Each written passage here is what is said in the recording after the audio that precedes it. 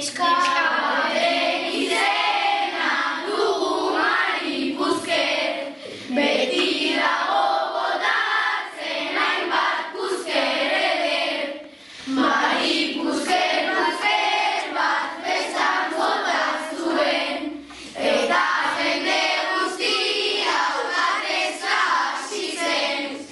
Festan lotxatu eta forman nago nuke, munduko ipurdira txamponaren truke.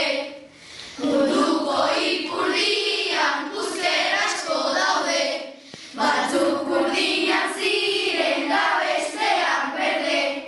Kapitaina benetan da oso gorria, Maripuzkera jartuta ongi etorria. Puzker bat agertu da neskatxan aurrean, barkamena eskatuta dena parkean.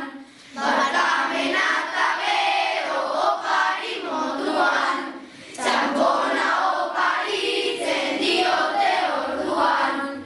Maripuzker ikusita enbidia dio, ta orduan puzker bat botatu serio.